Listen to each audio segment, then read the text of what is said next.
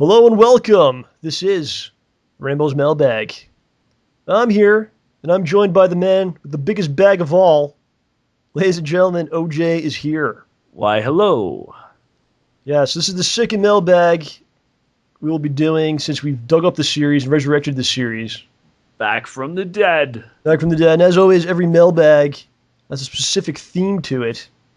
So the theme today, I think last time we did personal questions, what I called personal questions. Yeah. Today we're doing gaming questions. Dun, dun, dun. And Rambo's mailbag is completely full, bulging, ready to explode with all of your gaming-related questions and comments. We'll be getting to in a second. And as always, you can send us questions via Twitter, at SuperJohnRambo, at FreshOJSunPulp, or on YouTube. You can PM me, or you can just post them on the video in the comment section as well. It's fine also. Or you can send OJ a message on his website, which is geekfiregifts.com. Yep. Right? Yep. You can post something on the not updated frequently enough blog, or send me an email at john@geekfiregifts.com. Right, and as always, all our audio stuff is always available for download, including this episode of the mailbag, which you can download at geekfiregifts.com/the show. Yes, you can. Spread the digital gonorrhea. It is spreading. It is taking over the world. There are many affected. Some don't even know it yet. Some don't even know they're infected. They're just laying dormant in their loins. So let's get to the questions here. Sure. Yes. So, OJ, why don't you read off the first question, sir? The first question is from Jiavin. Hey, John. What was the first game you ever played? Thank you. Okay, well, I was born in 1983. So the first time I could actually probably play a video game was probably like 86, 87? Now that you can remember, at least. That I can remember. So my aunt had an NES at that time. The NES came out in 85, I believe. And that, of course, was like the hot ticket item to have at that time. So she had that. And I remember seeing it. I actually remember seeing it. But she wouldn't let me play it because I was probably too young and she thought maybe I would damage it. So what she would do is she'd be like, all right, you could play this. This is better. You could play this, the Atari 2600. Because that was like what she had. Like she had that first probably. Then she got the NES and she kind of like threw out the Atari. Aww. And she was like, and then when I came over, she was like, you could play that. Well, I played the NES, which is better. So the first stuff I ever played was Atari games. It was probably like Haunted House, I think, was one of the games. And I think you had like Pong and E.T. and games like that. E.T. And you had like the terrible controllers. Yeah. There was like 100 different controllers for the thing. There was one that was like an arcade stick type of deal. And then there was one that was different than that. It was like a rolling device. The ball. Yeah, and they were all broken. That's all I remember. They never really worked. But so it was pretty much Atari games. I know the question. Yeah, the question was directed at you, but if you'd allow me to jump in now. Well, your name is John as well, so I believe that you can answer the question. Well, that makes things easy. Yes. So, now this was when I was between the ages of 2 and 4. So it was between 86 and 87, probably. Actually, no, between 1 and 4. So between 85 and 87, I was I lived in a small town, not the house that my parents live in now. And near there was a post office and a general store type place. And in the general store, they had an arcade machine. And I'm pretty sure that the first game I ever played was Pac-Man on that arcade machine. Okay. But I was a dumb little child. So when I was playing, I thought you played as the ghosts. I don't know how I thought that with one stick I could control all the ghosts. Needless to say, the ghosts always caught Pac-Man, so I always won. Well, let me ask you a question here, because this has actually brought some into my head here. Do you remember going to like an arcade when you were like a really small kid, and you would just like you start hitting the buttons? You thought you were playing the game, and your parents didn't want to spend money. Yeah. So they'd be like, "Yeah, you're playing, you're doing good," but you weren't even ever actually playing. That's what they did to me. See, I don't think my parents would actually say anything. But you would think you were playing. For a while, yeah. I mean, you go to an arcade now, and you could see small children doing the same thing. So were you actually playing Pac-Man, or you thought you were playing? No, my mom actually did put a quarter in for me that time. At least once. That was nice. Yeah, I mean, it was a quarter. She's not going to begrudge me a quarter. That's a problem with arcades, too, because kids would always come over and just slam the controls and mess them up. Yeah, Their hands all covered in cheese and chocolate and blood or whatever. I don't even know what was on their hands. that's But a problem I have here now. Not with kids, but my friends were over. We were playing on the new Mortal Kombat, and I've got my Street Fighter 4 Tournament Edition arcade stick, and one of my friends just starts bashing the thing with his fingers, and I'm like, that guy's a jerk. That guy's a delicate instrument. And then I said, dude, could you hit that a little less hard? And he's like, what? You're smashing the thing too. I'm like, am I? I'm supposed to smash the hell out of it. Yeah. Plus, he was eating chocolate, so I'm like, could you wash your hands? Oh my dude? God, who is this person? I had him wash his hands before he touched it. It's freaking Captain Caveman or something. Oh my gosh. Yeah. All right, so let's go back to the topic. What was the first game you ever played? Let's just continue. Yeah, so it was Pac-Man and played that. I know I played Galaga. That's another early one for me in an arcade. And that was always fun. I mean, I have a Galaga mouse pad right now. I'm like touching it, and I just love that game ever since I was a small child. Just flying around a spaceship, blasting stuff. Yeah. Cool. So the next question is from starwarsroxmy. It's kind of interesting here. He says, "Dear John and OJ, what was the first video game you remember hating? You remember really hating?" It's a great question because usually people ask you like, "What are your favorite games?" or like stuff like that. What's the best game you ever played? This guy just goes right for the negative. What's the first game you remember hating? So I really like it, and I think when you're like really young, when you're like a kid, and you could give me your opinion on this, but when you're like really small, like you think every game is good. Like you can't really tell like that game sucked. And I was the kind of kid where I played bad games, but I would think that it was me, it was my fault. I'm not old enough, or I'm not good enough to do this. I have to keep trying. And one of the games I really remember going through battles with was Ninja Turtles for the NES. Oh, the first one. Oy. The first one, not the arcade game, which was the second one. The first one. Oh. All right. I think the Angry Video Game Nerd and other people have done videos about it, and you can check that out if you don't know about the game. But it was pretty insane. I was such a big Ninja Turtles fan, but the game has nothing really to do with the Ninja Turtles. And I did actually beat the game as a kid. That's amazing. Because I was like such a lunatic. Well, you have no idea what to do once you get in the turtle van. I was able to finish the game, okay? I remember going to school, and the kids didn't believe me that I beat the game. And I remember like all throughout playing this game, they would never believe me. There was a water level where you had to defuse bombs. Oh, that was so hard. I died in the stupid seaweed every time. I would say 90% of the people that played the game never got past the water part. I remember beating the water part one night. I was so happy. Going to school, they didn't believe me that I did it. Oh, you're a liar. But I actually did do it. And I did actually beat the game. There was just trial and error. Like there was no saving, so you die and you start over, and I would just keep doing it over and over and over, and eventually it was figure parts out. And as a small me, I was able to actually defeat the game. But I didn't think it was bad. I just thought maybe I wasn't very good. I don't know what I thought. Well, you got through it. The game that I actually knew, the first game I'm trying to think, like it was kind of hard to think of like what was the first bad game I played, or game I felt was bad. One game comes to mind. It's called Dino City. Why you that? It was on the Super Nintendo. It's not necessarily like the worst game ever. It's actually not that bad of a game. The problem with the game, though, is I got it the same day as I got Super Mario World. Ah. And then like 2 weeks later, I got F-Zero. These are all Super Nintendo era games. So it kind of lost in the shuffle, and I was like, it doesn't hold up to those games. So I was like, oh, it's not that good. I don't really want to play it. Just kind of sad. But I played a ton of bad games over the years. I think the majority of games are actually bad. Do you agree with that?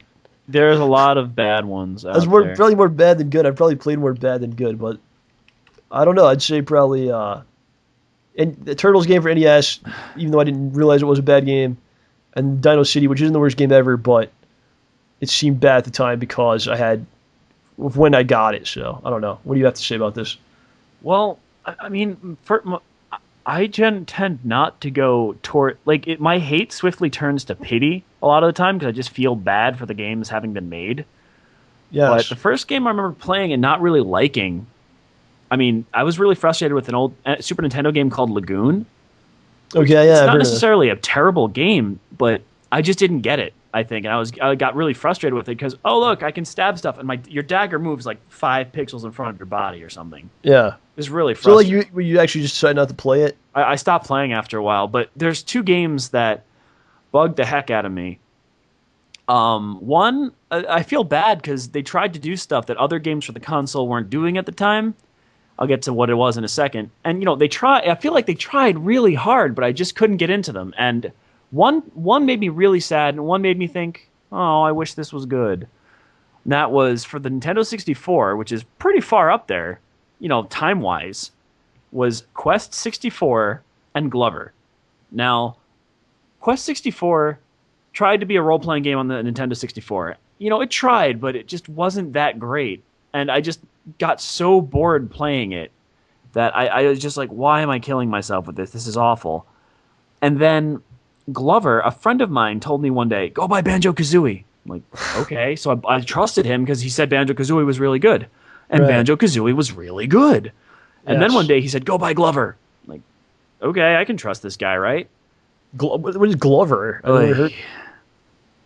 You play a white glove, Yeah. with a ball.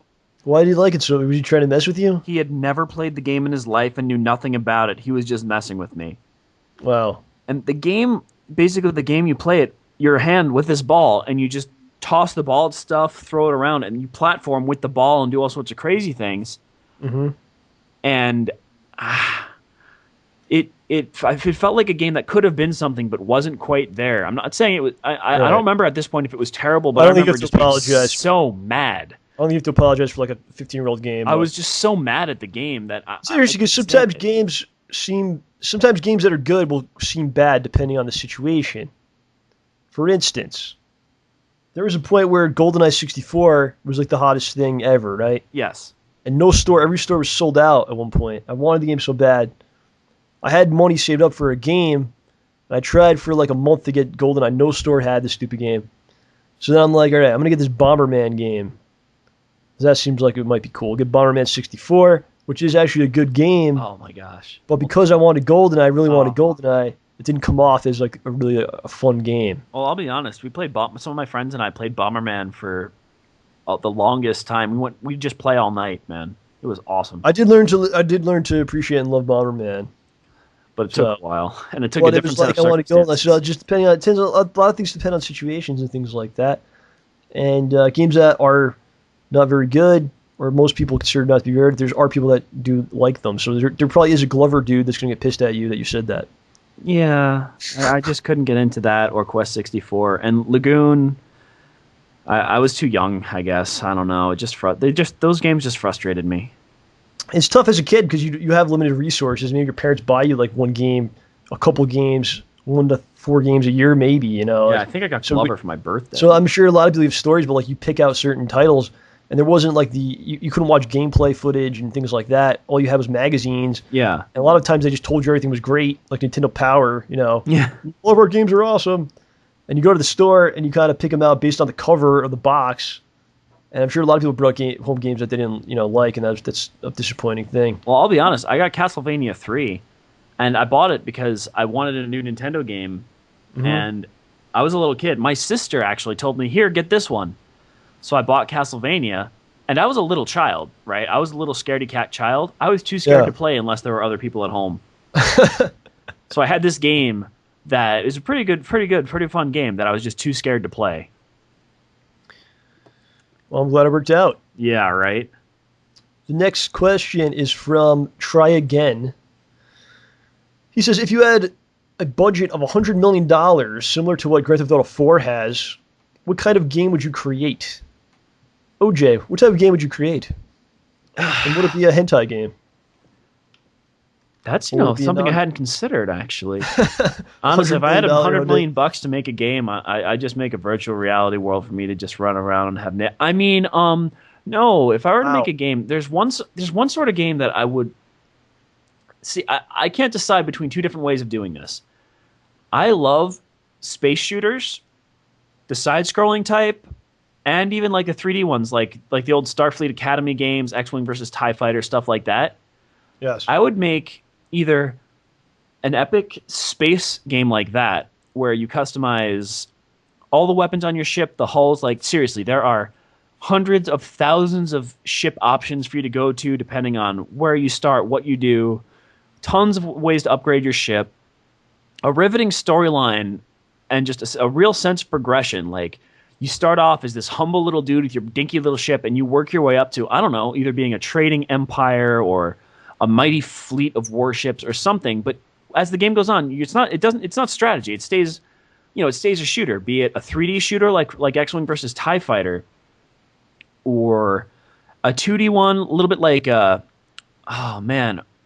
Revent Horizon. It was for the PC. I forget the name of the game, but Zick. So you want basically like a space epic to come back? Yeah, it could have. But not like Mass Effect. It's gonna be like ships and stuff. You could, I don't care if we throw RPG elements in there too. I mean, I would love to have that attached to an RPG because I love both things. I mean, Knights of the Old Republic type stuff, building your own ships, and yeah, like that would be pretty cool. The thing I love though, back in the day, there was Escape Velocity Nova. That's the game I was thinking of. But back in the day, there was this shareware game for DOS called D-Zone. And all it is you drive around a little triangle shooting guns at other little triangles in an arena. Yeah. But you got to pick which tank you were once you got enough money. You started with the worst tank, and you bought your way up to better stuff. And there were tons of different guns. You could go for a homing strategy. You could drop bombs behind you and detonate them remotely. All sorts of stuff. Just triangles floating around. But the fact that you could, put everything together this much just was really something I appreciated. And being able to get that in something like Descent, X-Wing versus TIE Fighter, but really far in depth. Like there was a game for the DS that came out recently where you get to customize your ship like crazy. Infinite Space. Yeah. That's Platinum Games. Yeah, I've got it. It's fun. Granted, the battle system is basically rock, paper, scissors.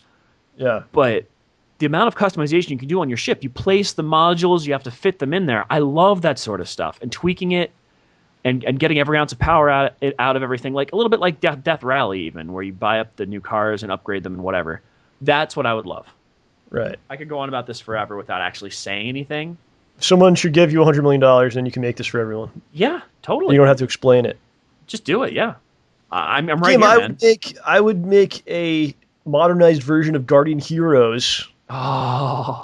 I think of like the brawler. So it'd be a multiplayer game with like a lot of people. We're talking like 10 people or more. Wow, that had 6 before, right?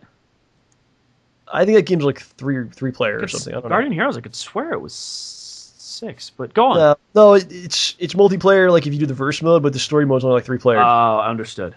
So it's a multiplayer game with a lot of co-op partners. I'm gonna do a third-person view, like a giant world to it.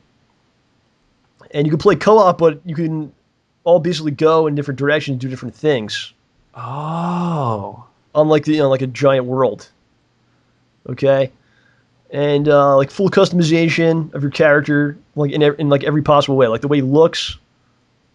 And like when you level your character, like in RPG elements, there's like hundreds of different options and abilities. So like everyone that plays this game, their character is completely different. Like no two people have the same characters. Like Yeah. And something like that. So almost like the game Dead Island in a sense that it's like co-op on this big map like that. But you're not forced to stay together? But that game you don't have to either, but there's points where you have to get together. But you don't have to stay together. Yeah. I guess it's kind of described like an MMO. I was thinking in my mind a limited multiplayer online RPG. Where it's more just like two guys. Yeah, it's more of like a single player game though, and I'm not single player, but campaign style. Like you're all doing, and it's like a long RPG game with Guardian Heroes type of attacks, like different motions, different things, and every character is different because you have so many different abilities and things to choose from. So that's kind of like my idea. I'm kind of picturing like if you wanted to go with the whole campaign thing, you could make it so that every character has, if there's a limit of say 10 people per set world. Yes. Every character could have their own storyline. And then you have like Mass Effect type of different choices of storyline arcs. And you can go through that stuff and say. And you could turn on your partners and like say your friend goes further down his storyline, and some terrible thing befalls your city. Well, right. that's going to have an effect on your storyline, And if if he's bugging you out, well, then there's some conflict between the two of you, some real emotion going on there. So basically, big time co-op multiplayer game with a lot of RPG elements, like in a lot of choices and great storyline and graphics and things like that. So I'd play it. I would play that. yeah, I don't know. This is something like I don't know, whatever. Moving on. All right, so let's see. If I don't we think got we'll the ever same. have the problem of $100 million in what to do with it. So Well, after tax, I probably wouldn't be making a game if I had that much money. You just like build yourself a mansion and hang out. Yeah, you wouldn't hear from me for. No, I'm just lying. I don't know. I'll figure it out when You the time get a comes. really good Skype rig. I'll tell you that much. When the time comes, we'll figure it out. Okay. Yeah. All right. Let's see if I got the right list of questions here. All right, you can read it. This one's from Fair93. John, I was wondering, how often do you buy new games? Ooh, for most of the year, it's not very often at all. But during the holiday time, it seems to be pretty heavy. So if I look back at 2011, because we're now almost in 2012, the entire year, for most of the year, all I got was Dragon Age 2 and Dead Space 2. And then I didn't get another game until like October. So I bought for the first 9-10 months of the year, I bought 2 games. And then from October to now, I bought like 7 games. Huh.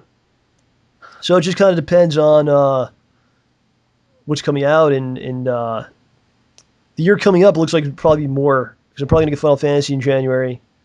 Street Fighter X Tekken, Twisted Metal, Mass Effect. Those are all in the first part of the year. Oh, Zick, I do have PS3. I don't know. It just depends what comes out and what I think is going to be good and what's going to be fun, and that's pretty much it. So I don't just buy games. Like, it has to be something that I really want to get, because it is expensive and an investment. So it's got to be something that I really want. I really want to play it. I really want to keep it, because I don't trade games or really want to sell them after. Yeah. So it's got to be something that I want to add to the collection, and I feel like I have pretty high standards of like what I get and stuff. So I don't know. It just depends, I guess. What do you have to say? Yeah, well, I buy stuff. I beat games very infrequently, so I don't buy games that often, but like a lot of the times, especially on Amazon, I'll see a sale for like an old DS game or something. Like I'll see Final Fantasy, I'll see like buy 2 get 1 free on DS games, and I'll see Final Fantasy 4, Mega Man Zero collection, and something else for $10 to $15 each. Buy 2 get 1 free. So I'm like, okay.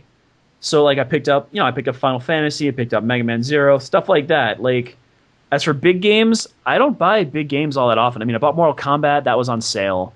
Like, I bought it like 3 weeks ago, so I'm pretty behind the curve. But Did you get it? yeah. I know you got it. Yeah. But I only got the regular version. I wish I could have gotten the collector's edition, but like it was like $26 on Amazon. But no, like a couple other things. I'll buy maybe an RPG or 2 for the DS, and maybe like the only game I bought for the main consoles this year is that and Skyward Sword. Like, right. I just didn't get around to getting too much. And honestly, like this is when the sometimes that's better. You can enjoy, if you get fewer games, you can kind of like enjoy the ones you have more. Yeah. So the problem I was running into during this holiday season was like, oh, here's this game. Oh wait, next week there's another one I want. Then there's another one. So some stuff I was able to get through pretty much all the games I got. Yeah. But some of them I didn't get to pay as much attention to as I wanted to. So, and even with the small amount I get, I still haven't. But this is the holiday season. This is when Steam's holiday sale goes on. Yes. And they sell tons of stuff really cheaply. And usually I end up buying maybe 1 or 2 Steam games. My friends buy like 10 because they're so inexpensive. But it's hard to resist when you see something you've kind of wanted for and it's now $2.50. It's really hard to say no, especially when you have the potential of getting free stuff if you get achievements in one of those games. He's tough. He's tough. Yes. All right, so I guess it kind of just depends. We kind of give no answer to that. So, all right. When there's a good game that comes out and you really want it, then we get it. I mean, that's pretty much it. Yeah, I mean, maybe count me in for maybe 4 DS games a year, unless a lot of really good ones come out, and maybe 2 regular ones. I don't know. That's a little low. Right. But let me read this next one here. It's from Big Star 17. If you ever want to live in a video game world, what game would it be and why? And it's pretty difficult because most game worlds are pretty dangerous places. So then you have to factor in, well, do I get abilities, extra powers when I go to these places? And that might factor into your decision. Um, I don't know if you have one in mind. Do you have anything in mind? Well, it's easy. The easiest thing to say is where you don't want to live. Yeah. Well, let me throw a couple at you and, Yeah. and let me know what you think. So, Super Mario World. That We're not place, talking not Super Mario Land, Super Mario World. the Or place the is just 3D Land. that place is just effed up, man. You All know, the you want islands to are be made there. of food. Yeah, because Yoshi's there. I Yeah, mean, that's pretty cool. I mean, it's all right. it's okay. Yeah, it wouldn't be my first choice. I All mean, right. it's fairly innocuous. Just don't run into things. How about Sonic, the Sonic universe? Too many You hang out people with getting all turned his, into robots. you hang out with all his weirdo friends, Yeah, not to mutated mention animals. the entire universe is going to collapse every 5 years, practically. So not Sonic. Nah, How about Mega Man? The future. You live in the future. no, I had one a second ago. What happened to it? I was just thinking of it. I confused Wow. you. Yeah, you did because Mega Man's pretty cool, but again, like, unless you're a robot, it's a pretty dang dangerous place. Even if you are a robot, How about the Metal Gear universe? that's You can live in a world where the storylines will destroy your mind with oh confusion. lovely. Yeah, no, I mean that's just a dangerous place. There I would was like to live in the King of Fighters universe. that'd be pretty cool. If I was also a fighter, then I could participate in the tournament, perhaps meet some of the other competitors, become friendly with them. I think that'd be pretty cool. That would be pretty funny. Although some of the guys kind of are come off as a little bit of jerks. Yeah, they are. Kyo's I not think that nice of a I didn't guy. say the Street Fighters. I think the Street Fighter universe would be worse.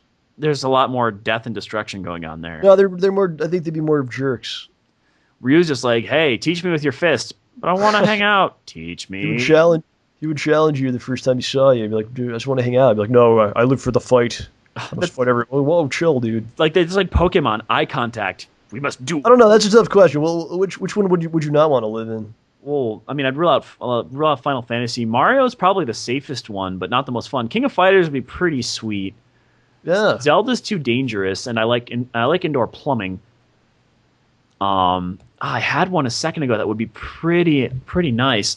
Heck, if you want to know what the ultimate cop out is, the do you ultimate got? cop out's just saying the X-Men Legends universe or the DC universe. Those are like the ultimate cop outs because it's basically mean, the same thing with X-Men, superpowers. If I could go to any universe that, like in any comics or whatever, TV, I would go to the early '90s X-Men, the Jim Lee era X-Men. I would live in their universe because they always have in their like all the comics. They always had like so much fun. They were playing basketball sometimes, Oh yeah, like no powers. They're playing and then baseball. Cyclops was hanging out, Psylocke coming out of the shower and stuff. Like there was a lot of cool stuff going on back then. Yeah, I mean, So maybe the Genesis X-Men game. oh yeah, those were the days, man. The X-Men were cool. You had the A team, but yeah, I mean, that would be a fairly decent cop out, and that's pretty appealing to me right now. If I could get powers too. Assassin's Creed universe. Yeah, it's still pretty dangerous. Yeah, I don't know, man. That's a tough one. I have to really think about that. Yeah, one. we could talk about this for hours. Right. All right. What's the next comment? Next comment is from RH510. Hey Rambo, Games of Series was the first series of yours I ever started watching regularly, and it's awesome. Why did you decide to start the series, and what has been your favorite game out of the games you played for that series? Games of the series, of course, is the series. Games of the series, a series of games. Is it's me playing random games, and it's I think we did 25 episodes, and my friend Kevin's in like 22 of them. Yeah. I did like 2 on my own, and then one has Phil and Howard in it. But how did I start doing it? Let's see. I came back from Japan last year, and I had the channel. I didn't know what to do with the channel because the point of the channel was to show the tournament footage and my trip footage from Japan. So I'm like, all right, I want to do some game footage, but I didn't necessarily want to do like playthroughs of entire games. So I'm like, all right, I'll make this series where I play like a part of a game, and it'll all go in one big playlist, one big series called Games of the Series, a series of games. And then from there, it morphed into like I played a couple and I was like, oh, this is now a series of where I play horrible games. It just happened to be like all the games I was playing were horrible. So that's what it became. All right, this is a series of horrible games. That was like the new direction. And then I noticed that all the games I had done were 16-bit. And I was kind of getting tired of doing horrible games. I did like 5 or 6. And I was like, all right, well, this is now going to be a series where I play 16-bit games. So I guess it kept changing into like what it actually was. And that's what it is now. It's a 16-bit era game, Super Nintendo, Genesis.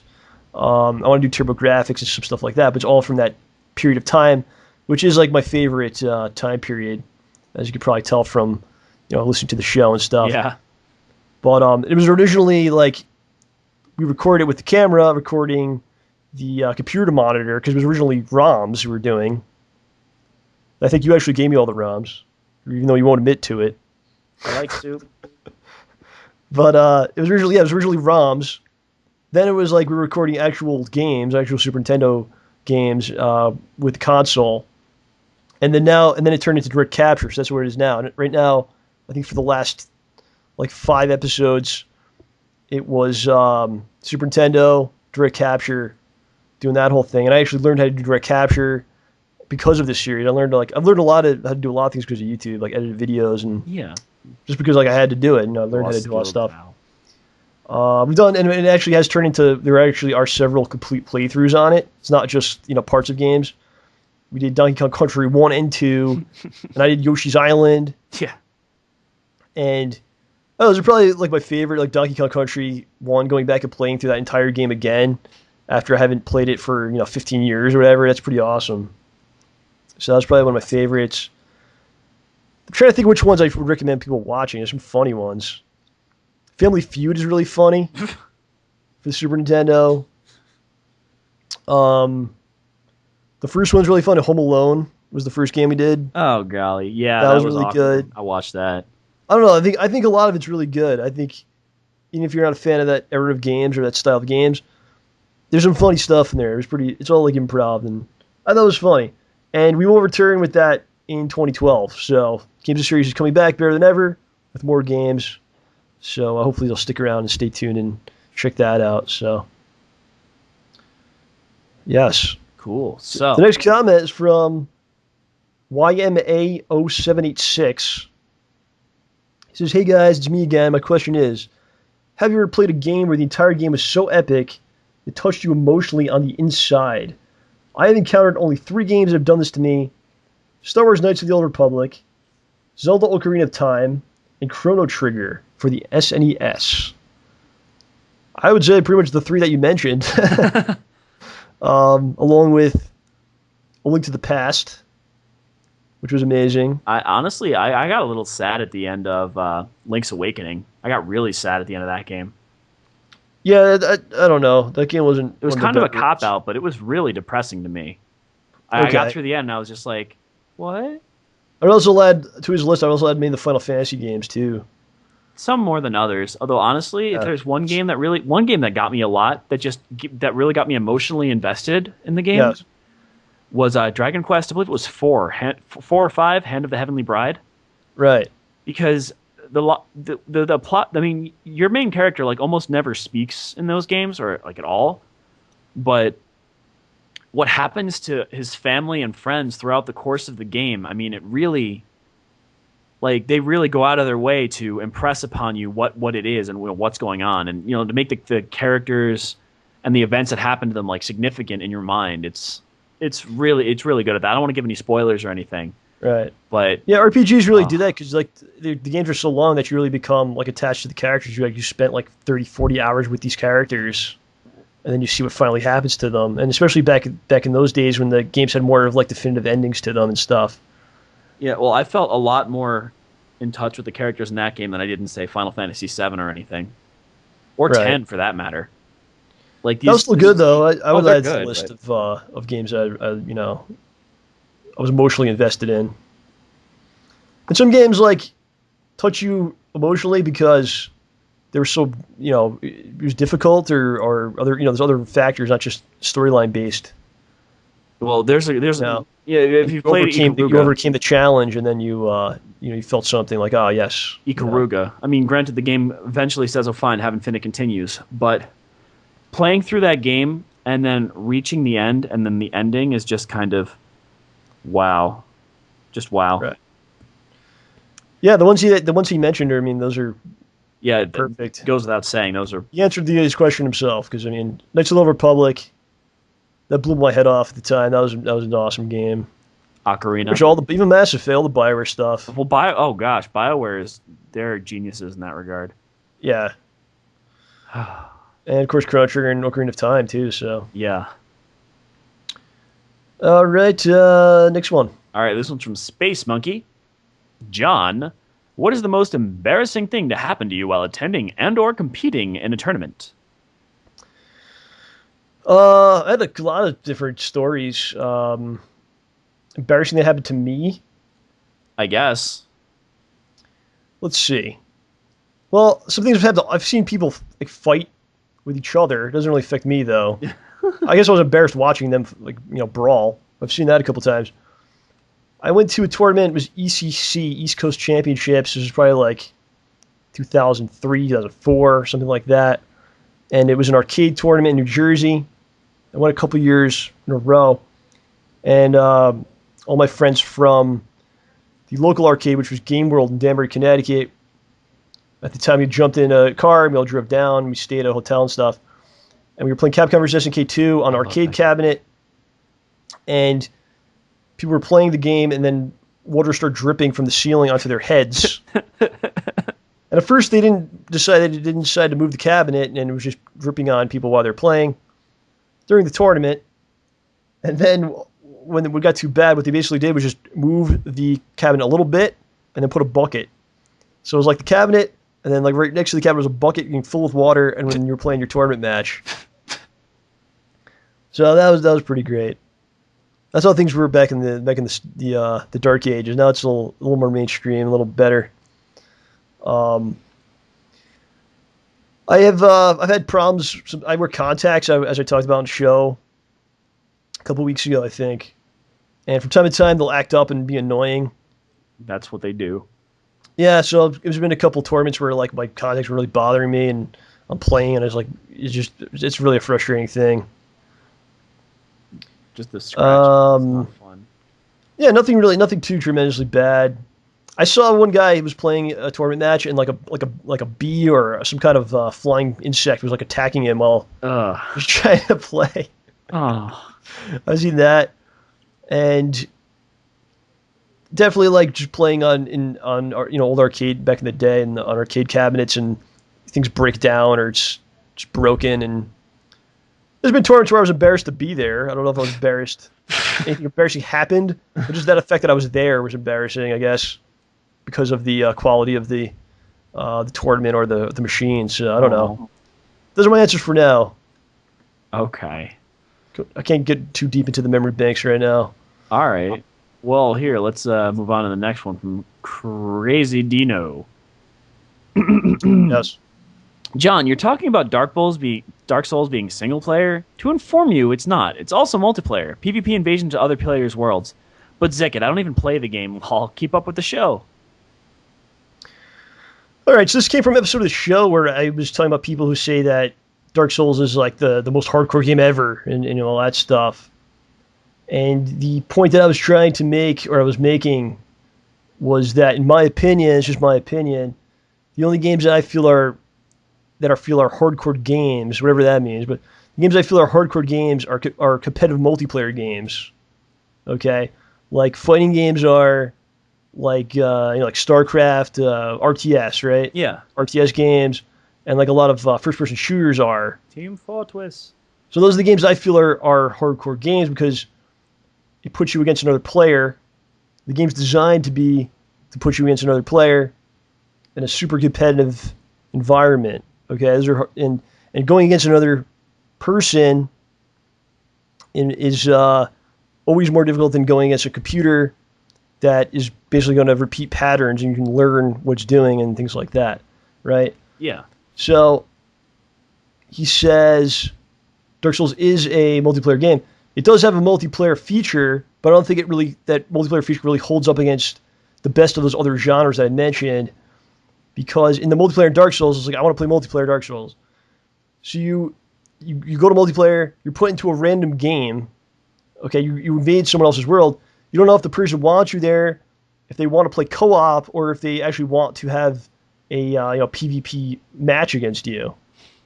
So you could set something up, externally, like with your friend or like on a forum, but you'd have to, find people, create rules for what this is going to be, like we're in the game, and then something like with your souls or something, your soul amount or whatever, and everyone will have to agree upon the rules.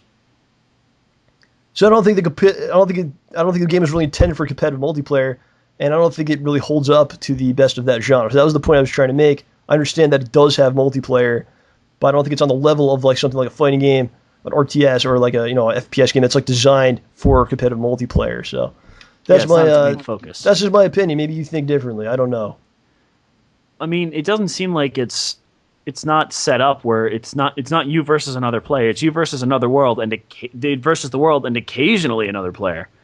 It's not like the whole point of the game is you to fight them. Yeah, it's a single player game that has a multiplayer component, whereas those other games I mentioned, those are multiplayer games that have a little bit of a single player component. So if that makes any sense. It does. All right. I guess we'll do one more question here. So on this edition of the mailbag, and it's from Jiavin. He says, big question. Can arcades make a comeback in the current era? I have a thread on this, but before I put a huge massive in it. Is that what it says? You might mean missive, but I'm not sure. Oh, okay. I thought I might get your thoughts. So what are your thoughts on this, John? You used to go to the arcade. You're from that era. Yeah, and I've seen the ones in Japan a lot too. They can make a comeback in the current era of games. It's tough to get an arcade to get someone to go to the arcade. You need to bring something you can't get at home. What they used to have was competition because there was no way to play against anybody else unless you brought them to your house and they were your friends. And you need something with the technology. Well, you don't need it, but it helps. I mean, something with the technology to really set it apart from playing at home. It's a little bit like movie theaters now. You can get a lot of good stuff at home, but when home experience gets better than going outside experience, it's going to keep a lot more people indoors. Arcades it would be really hard, I think, for an arcade to get anywhere near as popular as it used to be. I think I would love for them to continue existing, and I think they have a place but the sort of game that you're going to see in an arcade that you can't get at home, there aren't too many of those. I mean, with the way the internet is now, if it continues to get faster, you're going to start seeing lag problems, and fighting games get less prevalent. And then if you want to compete, you're going to have a hard time finding a place where you're going to get a good group of dudes or people hanging out and playing every night at an arcade like they used to. I mean, at this point they can buy the home game, play at home. I mean, they don't even have to leave their house. And I think that, honestly, it's a shame that you can't go out and get that sort of camaraderie and stuff that, I witnessed you guys experiencing back in the day. Yeah, it's definitely missing. It's interesting that with gaming being more mainstream and popular than ever has been, probably, that arcades don't exist in that environment because games are so popular now. The arcade era was a really amazing time. It's probably the most fun I ever had playing games was in that arcade, in the arcades. Just because of the competition, the camaraderie, like you talked about. I met a lot of people there, a lot of friends, and saw some crazy stuff go down. But it was a great time. But basically what happened was like the console slowly ate away at the arcade attendance. Because one of the big reasons people went to the arcades initially was that the arcades were better, which the games you could play in the arcade were better than the home games. So graphically, they were far superior, right, than what you can get at home. Like during the NES era, like what the arcades had was much better graphically. Yeah. And competitively, too. All throughout like the NES and Super Nintendo era. Then it got to the point where the console was equal to the arcade. So then it's like, well, I don't have to go there anymore. This is just as good what I have at home. And then once online play came out, that was pretty much the death knell for a lot of arcades too. But a lot of it also had to do with mismanagement by the arcade operators, because a lot of the arcades were run by like businesses or people that didn't really care or know about games, especially in my area. Yeah. It was basically people that were like, I have money to invest. This looks like an opportunity to set up a business. All I have to do is buy these machines, rent out a space, and then hire like a 17-year-old kid and pay him minimum wage to like look over the place. So like a lot of stuff that happened in the arcades in my area was like stuff would break down, the equipment would break down, they wouldn't repair it right away. They didn't have like the best parts and like buttons and sticks and things like that. I remember one thing we did is all the players, we wanted like a certain stick. We all had to chip in and pay for it, and then we told the dude to install it. And they actually did do it, but like they just didn't know like what we're supposed to be like. And then there was a situation one time where one of the players figured out how to open the coin mechanism. Oh no!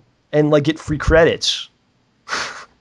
And this went on for like maybe 2-3 days. Okay, so then the dude who runs the place found out about this. He gets so upset. Instead of just fixing the problem and like making sure it's locked and no one can break into it, he decides, you know what, I'm going to punish these guys. I'm going to raise the price of all the fighting games to 75 cents from 50 cents or whatever.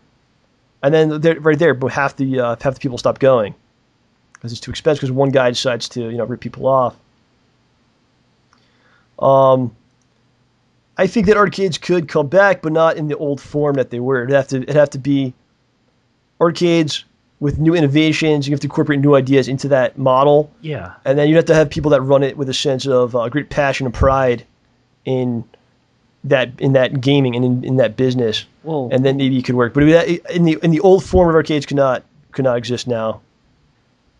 Well, when you look at a lot of the games they have in the Japanese arcades, a lot of them have this fancy schmancy technology that you're not going to see in a home console. For example, they've got the giant Gundam pods where you get into, basically the cockpit of a Gundam, giant robot, and you play a match. Instead of using the joystick, it's the same game, but instead of using the joystick, you have hand controls. There's the headset microphone. It links up with people, and you're basically playing, a multiplayer networked Gundam game from the inside of what looks and shakes like a Gundam cockpit, like that sort of stuff, which is really expensive though.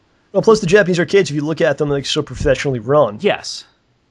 They make sure everything's working correctly, guaranteed, and they understand what the correct stuff is supposed to be. And it's set up in a professional manner that looks really nice. Yeah, well, it wouldn't be easy. I mean, somebody would have to really take a gamble. Someone would have to dump a lot of money. Yeah. In like a major area, like New York City or something, and really take a chance, and then just try to see where it goes. But yeah, well, I don't know. That's a tough battle to fight. I don't think I would be brave enough to do so. So yeah, I mean, well, there's a couple other styles of games that have like the ones with the cards that you view with a camera, and like for example, there's one where you set up a soccer team by putting out the players in the positions, actual physical cards on there. There's a war game the same way. You move the cards around to order your troops where to go. Stuff like that you're not going to easily see on a home thing. I mean, on a home console, unless the iToy type or the PlayStation Move and the Kinect and stuff, they have cameras that can view tables and do stuff like that. You're not really going to get that sort of thing in a home game. Or even, heck, there are games like Quest for D, which I haven't seen in a long time, but you buy a pack of cards, you have a card that saves your game, they save your character status on it, and you get a deck of actual physical cards, and each time you play, you get another one. You stick them in the machine, it loads them up, it shuffles them for you, and as you're playing, you get to use some of the cards and stuff that come out. You could simulate that digitally, but it's still a different experience having the physical cards. Right. I mean, those are just a few of the things that I think they might need something similar or akin to that to really set it apart from the home console market. There have to be games that come out that like you'd have to go to the arcade to play, which doesn't really exist anymore. Like other than the stuff you just mentioned, but I don't know if that's appealing to like a wide audience of people. I don't think they want to spend $6 for one Gundam mission. Yeah, I don't know, it's upsetting. I would love to go. I mean, we used to go like every. We drove 40 minutes every Friday. Fridays we go to different arcades. We go to our local arcade most of the time, and then maybe we'd want to go and challenge another arcade over see who's there. Yeah, We'd all those show were up the as days. a group and we'd play the top players from that arcade, and it was a cool time, man. It was really like it was a great era for me. I had a lot of fun, and I'm glad I got to be part of it. Yeah, you did a lot At more. the same time, I'm the kind of person that can move on from things, and everything ends eventually. I understand that, and maybe they'll come back, and maybe they won't. But I appreciate the time that we had together. No, So I think that's it, John. I think that's it for the mailbag today. all right. We have alleviated some of the pressure from the giant bag. Well, that's a relief. We wouldn't want the bag to explode and get its contents everywhere. But there are more to come, more mailbags to come. We actually did 2 this month, which is pretty good since we did one a year ago, and then the next one was a year later. We did 2 this month, and I'm sure we'll be back in January as well. Yeah, definitely. Any final words here? Well, I hope you enjoyed a little bit of insight into how we feel about gaming, and we'd love to hear from you some more. Keep sending questions about all kinds of things. It doesn't have to be about games. We'll do different mailbags, gaming, personal questions, stuff.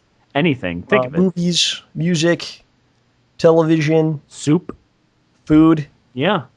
And if like stuff we can't answer, we can bring in experts to help us as well. Mm-hmm. Well, we will hunt down and capture an expert, and we will put them in front of a microphone until they answer your questions. All right. Thank you for listening to John Rambo Presents. I hope you enjoyed my giant swollen bag. Everyone have a good day or a good night, depending on where you are in the world. We'll talk to you later. Adios. Thank you all.